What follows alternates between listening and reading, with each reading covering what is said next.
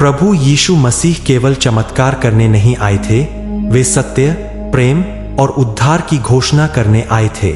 उन्होंने अनेक उपदेश दिए जो आज भी विश्व को बदल रहे हैं। यीशु ने एक पहाड़ी पर बैठकर भीड़ को सिखाया, धन्य है वे जो मन के दीन हैं, क्योंकि स्वर्ग का राज्य उन्हीं का है।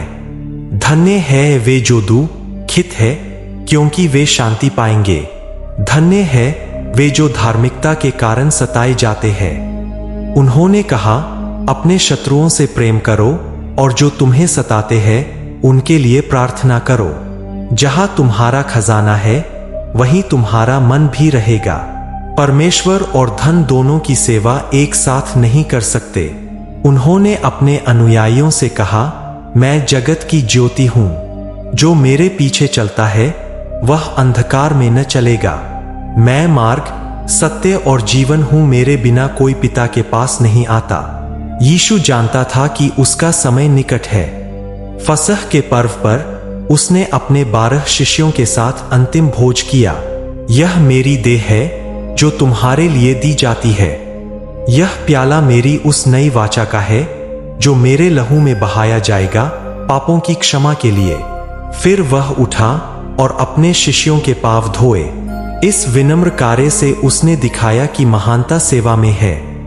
भोज के बाद वह अपने शिष्यों को लेकर गेतसमनी के बगीचे में गया और प्रार्थना करने लगा। उसका मन अत्यंत व्याकुल था। उसने कहा, हे पिता, यदि संभव हो तो यह कटोरा मुझसे टल जाए, परंतु मेरी नहीं तेरी इच्छा पूरी हो।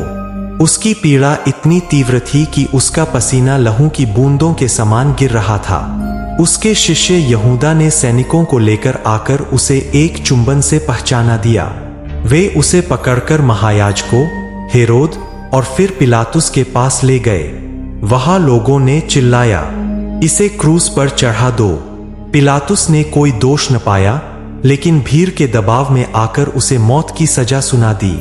क्रूस पर चढ़ाया गया। यीशु को कांटों का मुकुट पहनाया गया, पीटा गया और फिर भारी क्रूस उठवाकर गोलगोथा तक ले जाया गया। तीसरे घंटे उसे क्रूस पर कीलों से ठोंका गया। उसके एक ओर चोर और दूसरी ओर एक और अपराधी को भी क्रूसित किया गया। उसने कहा, हे पिता, इन्हें क्षमा कर, क्योंकि ये नहीं जानते कि क्या कर रहे हैं। फिर उसने कहा, हे पिता, मैं अपनी आत्मा तेरे हाथों में सौंपता हूं। और उसने प्राण त्याग दिए।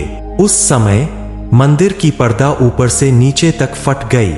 पृथ्वी कांपी, कब्रें खुली, सूरज अंधकार में हो गया।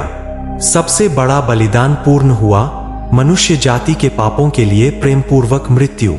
यीशु का मृत शरीर एक अमीर व्यक्ति यूसुफ अरिमथिया ने मांगा और उसे एक नई कब्र में लिटाया गया। एक बड़ा पत्थर लगाया गया और सैनिकों को पहरा देने भेजा गया। तीसरे दिन प्रातः कुछ स्त्रियां कब्र पर आईं। उन्होंने देखा पत्थर लुढ़ा हुआ है और कब्र खाली है। एक स्वर्गदूत ने कहा, तुम जीवित को मृतकों में क्यों ढूंढती हो? वह यहां नहीं है, वह जी उठा है। यीशु ने मरियम मगदलीनी को प्रकट होकर कहा, प्रभु। वह बोली और चरणों पर गिर पड़ी। फिर वह अपने शिष्यों को प्रकट हुआ, थॉमस को अपने घाव दिखाए और कहा, धन्य है वे जिन्होंने नहीं देखा फिर भी विश्वास किया। यीशु का बलिदान परम प्रेम और अनुग्रह का सर्वोच्च प्रमाण है। उसकी मृत्यु ने पाप का मूल्य चुकाया और पुनरुत्थान ने अनंत जीवन का द्वार खोल दिया। पुनरुत्थान के बाद यीशु 40 दिनों तक अपने शिष्यों के साथ रहा।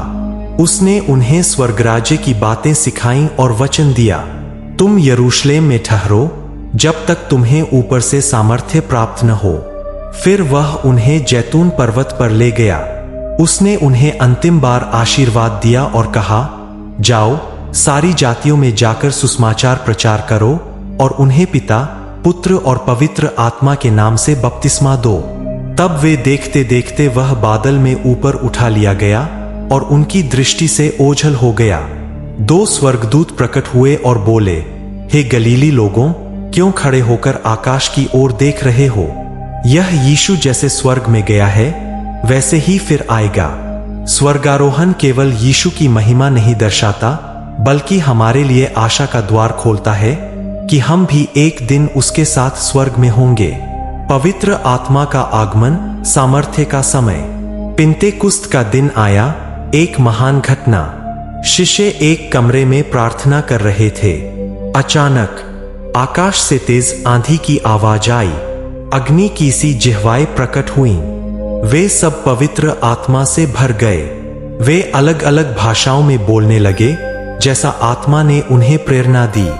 भीड़ इकट्ठी हुई और हर कोई अपने देश की भाषा में सुसमाचार सुन रहा था। पतरस ने खड़े होकर संदेश दिया, यह वही यीशु है जिसे तुमने क्रूस पर चढ़ाया, पर परमेश्वर ने उसे जिलाया और प्रभु बनाया। उस दिन 3000 से अधिक लोग उद्धार पाए और कलीसिया, चर्च की स्थापना हुई। यीशु आज भी जीवित है हमारे जीवनों में। यीशु केवल इतिहास की हस्ती नहीं है, वे आज भी जीवित है आत्मा के द्वारा हमें और हमारे बीच। वह हमें बुलाते हैं, हे सब परिश्रम करने वालों और बोझ से दबे लोगों, मेरे पास आओ, मैं तुम्हें विश्राम दूंगा। वह हमें रूपांतरित करते हैं। नशेड़ी, पापी, टूटी हुई आत्माएं, सबको वह नया जीवन देते हैं। वह आज भी चंगाई और उद्धार का स्रोत है। लाखों लोग आज भी उनके नाम में चंगे हो रहे हैं, दुष्टात्माओं से छूट रहे हैं और शांति पा रहे हैं। बाइबल कहती है, वह महिमा सहित आएगा न्याय करने जीवितों और मृतकों का। हर आंख उसे देखेगी और जिन्होंने उसे छेदा वे भी। उस दिन मृतक मसीह में उठ खड़े होंगे, जीवित विश्वासी रूपांतरित हो जाएंगे। न्याय होगा और नया स्वर्ग और नई पृथ्वी बनाई जाएगी। उद्धार पाए हुए लोग सदा के लिए उसके साथ रहेंगे और कहेंगे, पवित्र पवित्र पवित्र है प्रभु परमेश्वर सर्वशक्तिमान। आत्मा आज भी कहती है, यदि तुम आज उसकी आवाज सुनो तो अपने हृदय को कठोर मत बनाओ। यीशु कह रहे हैं, देखो मैं द्वार पर खड़ा होकर खटखटा रहा हूं। यदि कोई मेरी आवाज सुनकर द्वार खोलेगा तो मैं उसके पास भीतर आऊंगा। अब निर्णय आपका है, क्या आप उसके प्रेम को ग्रहण करेंगे? यीशु मसीह की महिमा अनंत है।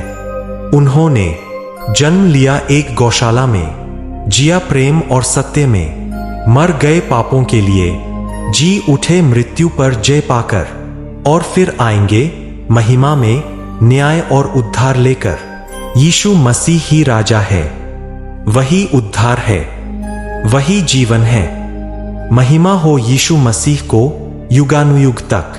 दोस्तों, यह कहानी आपको पसंद आए हो तो आप लाइक करें, शेयर करें अपने दोस्तों के पास।